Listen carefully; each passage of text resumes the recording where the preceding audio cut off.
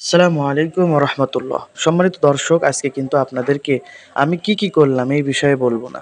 আমি আজকে আপনাদেরকে সুন্দর একটি হাদিস শোনাতে চাচ্ছি। তো আপনারা মনোযোগ দিয়ে কথাগুলো শুনবেন।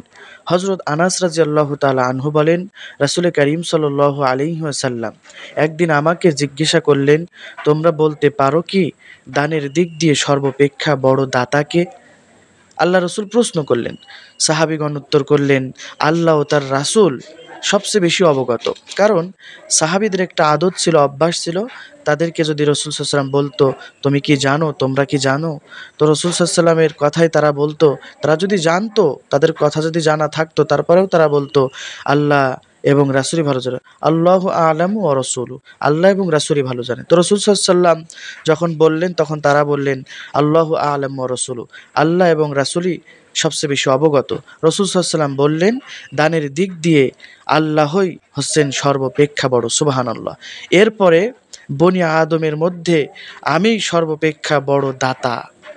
সুবহানাল্লাহ। আর আমার পর বড় দাতা হচ্ছে সেই ব্যক্তি যে ইলম শিক্ষা করবে এবং তা বিস্তার করতে থাকবে। কিয়ামতের দিন সে একাই দল বল সহ একজন আমির হয়ে সে একটি উম্মত হয়ে উঠবে। আল্লাহ রসুলের সুবহানাল্লাহি ওয়া বিহামদিহি। তাহলে সম্মানিত দর্শক, দেখেন এলেম শিক্ষা করা কত উপকার, এলেম শিক্ষা করা কত এটা ফরজ করে দিয়েছেন।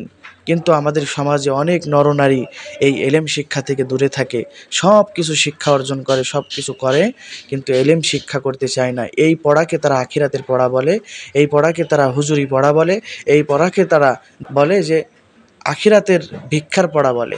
নাউজুবিল্লাহ।